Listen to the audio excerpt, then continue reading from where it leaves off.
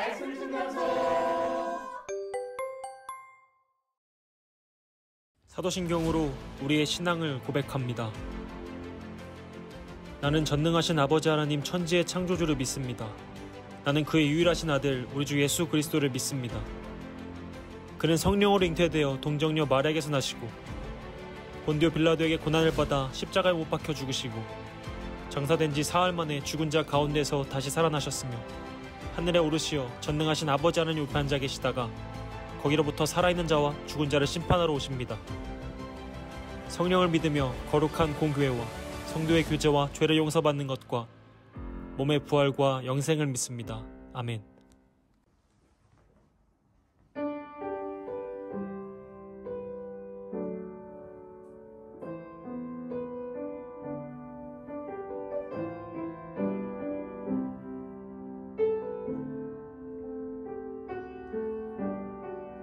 이 세상 가장 아름다운 순종의 눈물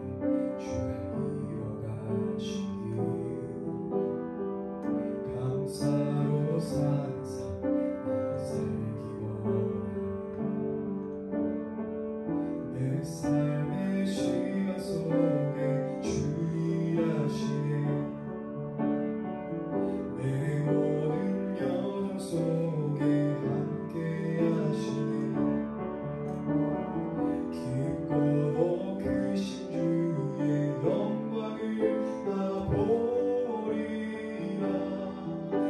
위대하신 주 나는 주님께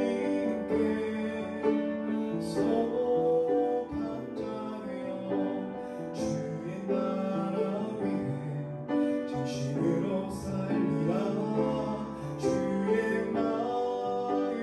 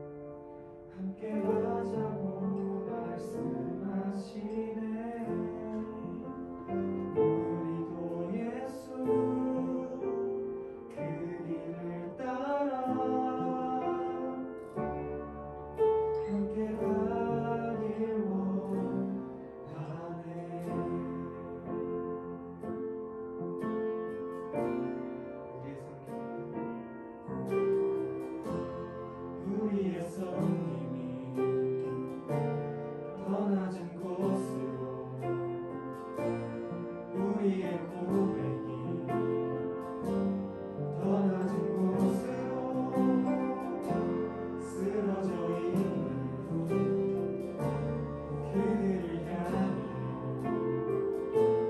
당신이 그랬듯 더 낮은 곳으로 우리를 초대하네 함께 하자고 말씀하시네 우리도 예수 그 길을 따라 함께 가기로 함께하고 낮은 곳으로 우리를 초대하네 함께 하자고 말씀하시네 우리도 예수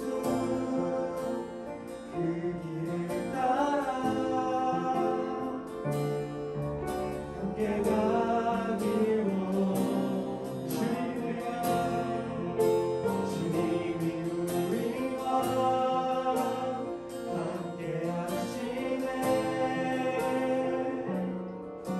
십자가 빌린 예수의 손으로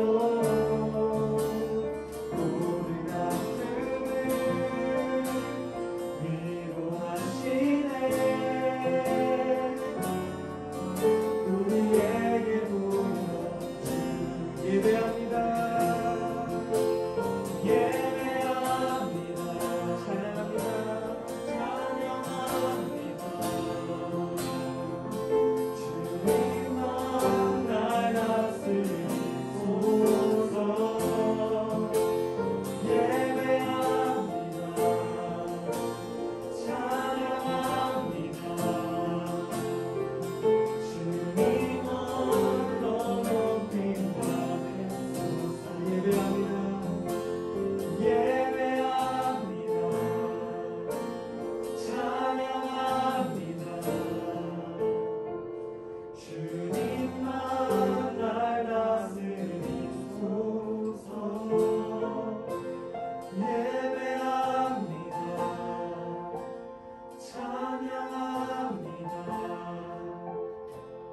주님 홀로 높임 받으소서 다시 한번 예배합니다 예배합니다 찬양합니다 주님만 날 다스리소서 예배합니다 찬양합니다 주님 홀로 높임 받으소서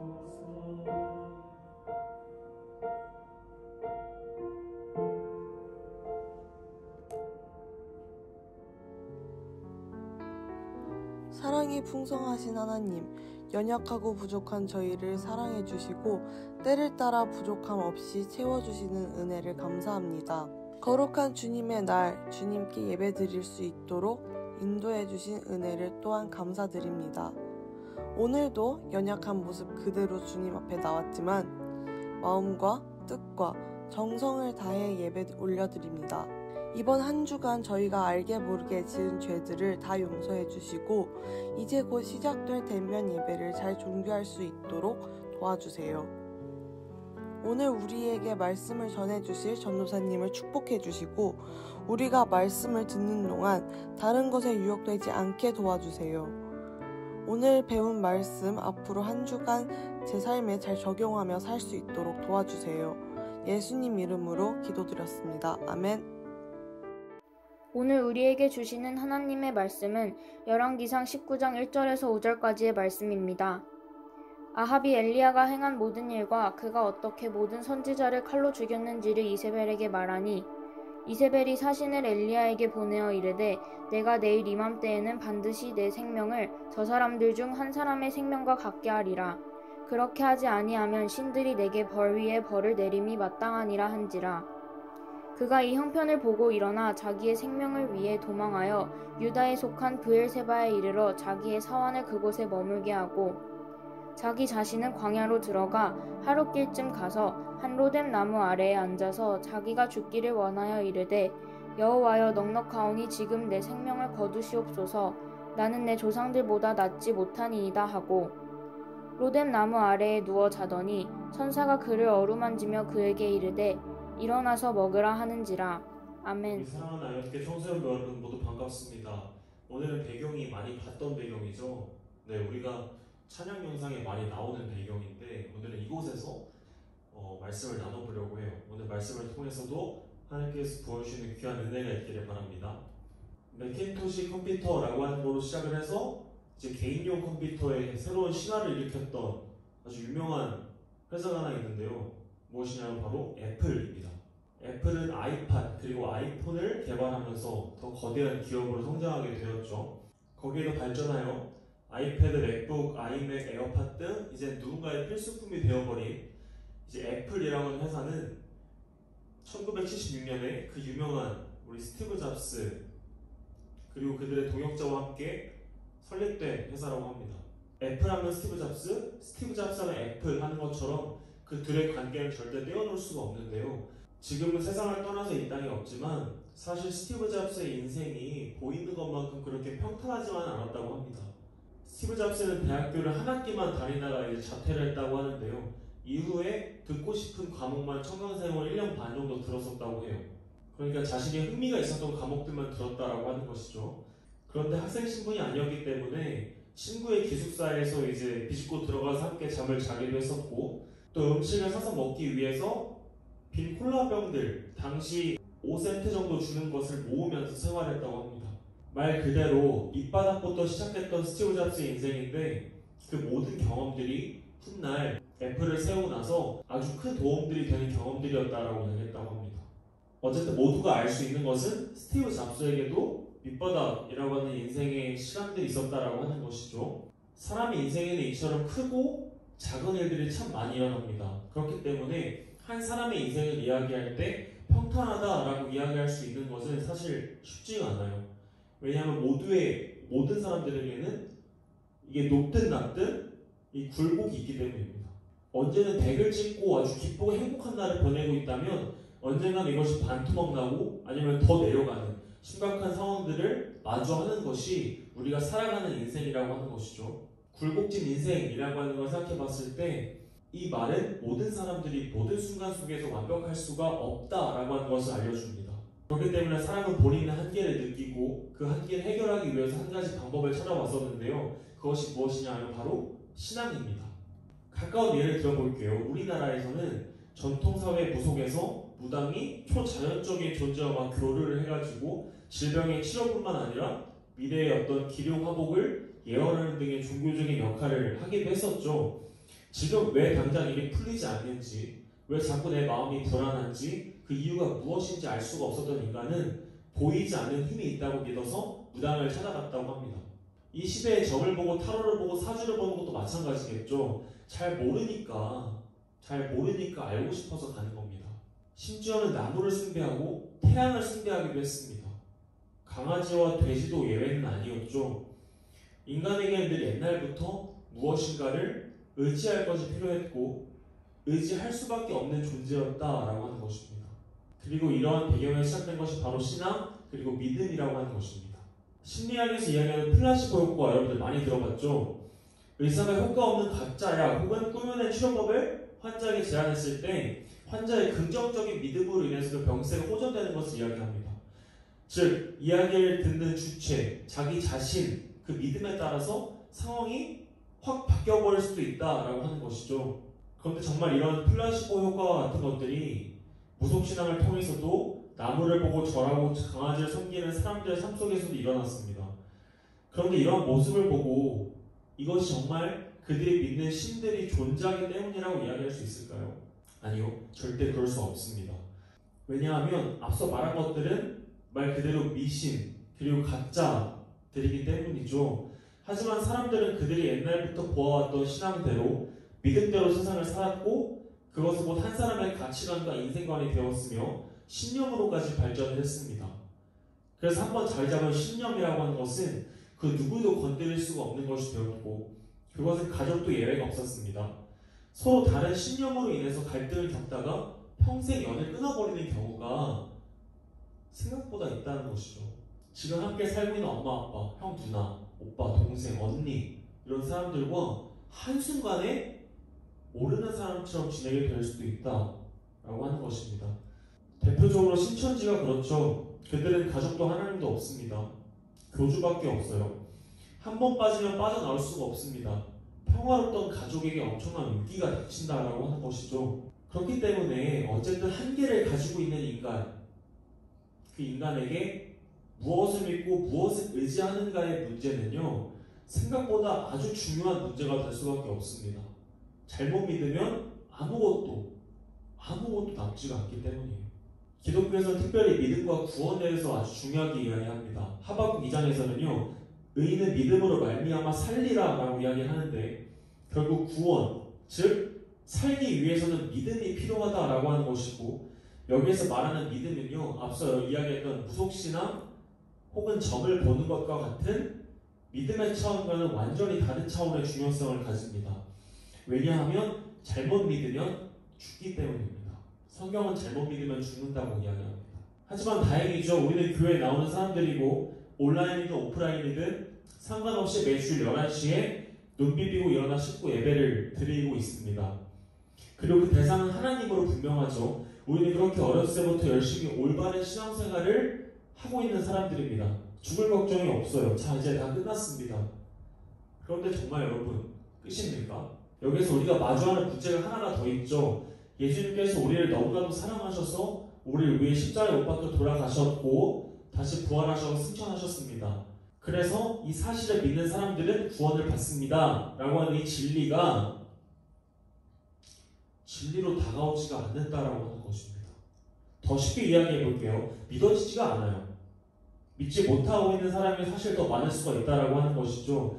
전도사님도 그렇고 선생님도 그렇고 목사님도 그렇고 늘 하나님은 살아계시고 우리와 함께 하십니다 라고 이야기하는데, 이게 그게 못이 박히도록 말씀하시는데 믿어지는 것 같으면서도 믿어지지 않는 순간들이 솔직히 더 많다라고 하는 것이죠. 도대체 왜 그럴까? 그렇다면 왜 그럴까? 여기에는 다양한 이유가 있는데 세 가지를 추려서 이야기해 볼게요. 첫 번째, 사실 우리의 삶에 하나님이 들어올 자리가 없어요. 즉 하나님이 필요가 없다라고 하는 것이죠. 예를 들면 생각보다 우리 인생이 그럭저럭 살만해요. 딱히 하나님께 기도할 필요도 없고 도움을 구할 것도 없다. 그냥 이렇게 살아가면 될 것 같아. 두 번째, 첫 번째와 반대로 우리의 삶이 너무 힘들어요. 너무 힘들어서 기도할 힘이 없어. 그러다 보니까 교회에서 이야기하는 우리와 함께 하시는 사랑의 하나님은 온데간 데 없습니다. 하나님이 정말 살아계시다면 나를 이렇게까지 힘들게 할 수가 없다. 그래서 이러한 생각이 극에 달하면요, 이러한 생각이 듭니다. 이러한 결론이 나옵니다. 하나님은 없다. 마지막 세 번째, 그냥 아무 생각이 없다. 교회 오라고 하니까 오고 가라고 하니까 간다. 예배 틀라고 하니까 틀고 끄라고 하니까 끈다. 만약 우리의 모습이요, 이 세 가지 중에 하나라도 속해 있다면 생각보다 아주 위험한 상황이라고 하는 것이죠. 똑바로 정신 차리지 않는다면 지금 이 시간도 우리가 온라인으로 예배를 드리고 있지만 그냥 허비해버리는 아무 의미 없는 시간이 되어버릴 수도 있기 때문입니다. 그렇다면 이제 한번 진지하게 고민해 봅시다, 여러분. 우리의 삶을 생각해 봤을 때 하나님은 여러분 어디에 계시며 우리는 무엇을 믿고 의지하고 있었습니까? 아니, 우리는 정말 하나님에 대하여 진지하게 생각해보며 그분을 믿으려고 노력은 해보았습니까, 여러분? 그리고 본질적으로 믿음이라고 하는 것, 여러분들에게 믿음이라고 하는 것은 어떻게 다가오고 있습니까? 오늘 말씀에서는 2주 전에 나누었던 엘리야라고 하는 사람이 또다시 등장합니다. 엘리야는 구약 성경에서 아주 중요한 위치를 차지하고 있는 사람 중 한 명인데 그는 선지자였습니다. 엘리야는 우상을 섬기는 사람들과 수없이 많은 대결을 펼쳤던 아주 불타는 용기와 하나님을 향한 굳건한 신앙심을 겸비했던 사람이었고, 특히 오늘 읽은 말씀 바로 앞부분에서 있었던 사건은 엘리야의 인생 사건이었다라고 이야기할 수 있습니다. 지지난주 설교 내용이었는데요, 간단하게 이야기를 하자면 이스라엘에 3년간 기근이 있었는데 엘리야가 왕 아합이라고 하는 사람을 만납니다. 당시 우상을 숭배하고 있던 온 이스라엘 백성들 앞에서 엘리야는 바알 선지자 450명 그리고 아세라 선지자 400명과 하나님만 믿는 자기 자신 이렇게 대결을 하자고 이야기를 해요.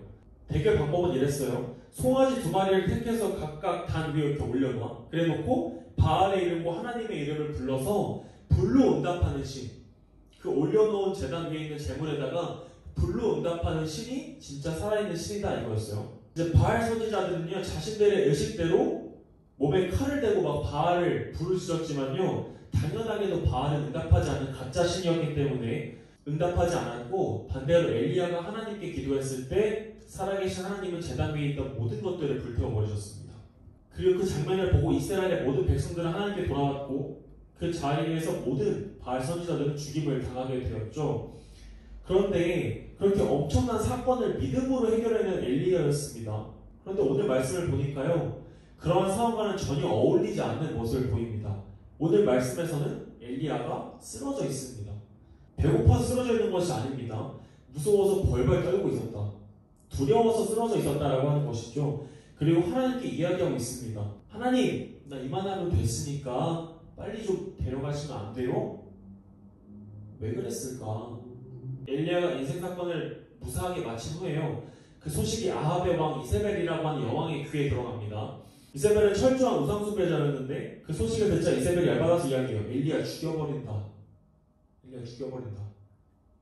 엘리야는 그 소식을 듣고 벌벌 떨고 있었던 것이라고 하는 것이죠. 근데 솔직히 이해가 안 돼요. 하나님의 힘을 입어서 몇백 대 1의 싸움을 막 멋지게 승리한 엘리야가 어떻게 그 죽은 그 한마디에 벌벌 떨고 있는가? 그런데 여러분, 이것이 바로 사람이 가지는 믿음이라고 하는 것입니다. 아무리 엄청난 믿음을 가진 것 같았던 엘리야도요, 죽음이라고 하는 어떤 실존적인 위기 앞에서 한없이 약해지고 흔들렸다라고 하는 것이죠. 사람의 믿음은 이처럼 한계가 있고 약합니다. 그렇다면 이런 이야기가 나올 수도 있겠죠. 아니, 그럼 올바른 믿음을 가지는 게 중요하다 그래서 하나님을 믿어보려고 했는데 그건 다 소용없는 거 아닙니까? 내가 할 수 있는 일이 도대체 무엇입니까? 이렇게 질문할 수도 있어요. 그런데 오늘 말씀 마지막 5절에서요. 인간이 믿음을 위해 할 수 있는 것, 이것에 대해서 단서를 보여주고 있는데, 그리고 이것은 하나의 행동으로 나타나는데 그 행동이 바로 하나님께서 엘리야를 먹이시는 행동입니다. 자, 이게 무슨 말인가 잘 모르겠죠. 잘 들어봅시다. 오늘 마지막 5절에서는 하나님께서 천사를 통해 말씀하십니다. 일어나서 먹어라 엘리야야. 쓰러져 있던 아무런 힘 없는 엘리야를 먹이십니다. 그런데 여러분, 믿음이 이런 것이에요. 믿어야지 하고 내가 믿어보려고 해서 내가 80 정도 오늘은 믿어야지, 내일은 100 정도 믿어야지 해서 믿어질 수 있는 게 아니라고 하는 것입니다. 내 노력으로 완벽하게 지킬 수 있는 것이 절대 아니다라고 하는 것이에요. 오히려 믿음은 온전히 하나님께서 믿어지게 해주시고 지킬 수 있게 해주셔야만 가능한 것이다, 가질 수 있는 것이다 라고 하는 것이죠. 그러므로 인간에게 믿음이라고 하는 것을 이야기해보자면요, 100% 흔들리지 않는 완벽한 것이 아니라 100% 흔들리지만 뿌리 뽑히지는 않는 것이라고 하는 것입니다. 우리 감리교 창시자 존 웨슬리 목사님은요, 믿음에 대해서 많이 말씀하셨지만 존 사님이 되게 감동 있게 들었던 이야기가 뭐가 있었냐면, 믿음은 은총에서 흘러나온다 라고 하는 이야기였어요. 믿음은 은총에서 흘러나온다. 바로 이겁니다. 여러분, 믿음은 하나님이 주시는 것입니다. 그렇기 때문에 우리가 할 수 있는 것은요, 최선을 다해서 삶을 살아가되 매순간 하나님 생각하며 예수님 생각하며 성령님과 함께 그 영광을 위해 살아가는 것입니다. 그렇게 믿음을 위해 살아갈 때 하나님은 엘리야를 먹이시며 힘과 믿음을 주셨던 것처럼 우리를 먹이신다라고 하는 것이죠. 그리고 우리가 흔들리지 않고 세상을 살아갈 수 있는 담대한 힘을 허락해 주실 것입니다. 또한 그렇게 걸어가는 그 길은 바로 하나님께서 우리에게 예비하신 아주 좋은 길이 될 것이라고 확신할 수가 있는 것이죠. 우리 사랑하는 아이교회 청소년 여러분, 지금 삶에 많은 우여곡절이 있을 수도 있어요. 말하지 못하는 많은 일들이 있을 수 있습니다. 그렇기 때문에 우리의 믿음에 대해 오히려 더 생각하지 못했을 수도 있어요. 그러나 오늘부터는 우리가 우리의 상황과 여건에 따라서 흔들리는 믿음을 바라보며 하나님을 떠나거나 원망하는 것이 아니라 오히려 그러한 순간들을 통해서 더 하나님께 기도하며 하나님께서 먹이시고 힘 주실 것을 기대하며 살아가는 모두가 되기를 소망합니다. 돌아오는 일주일, 우리에게 허락하신 일주일을 살아가며 우리가 이제는 하나님을 더 분명하게 바라보며 하나님의 살아계심을 삶으로 고백하며 사는 생각하는 신앙과 믿음을 가지게 되는 모두가 되기를 우리 주님의 이름으로 간절히 소망합니다. 다 같이 기도하겠습니다. 사랑의 하나님 감사합니다. 오늘도 말씀을 통해 하나님의 음성을 듣습니다. 우리는 우리의 상황과 여건에 따라 자주 무너지는 연약한 존재입니다. 그러나 우리가 다시 일어설 수 있는 것은 오늘 엘리야를 먹이신 하나님이 우리에게도 동일한 하나님이시기 때문입니다. 그러한 믿음을 가지고 하루하루를 살아갈 수 있는 우리 모두가 될 수 있게 인도해 주세요. 예수님의 이름으로 기도합니다. 아멘.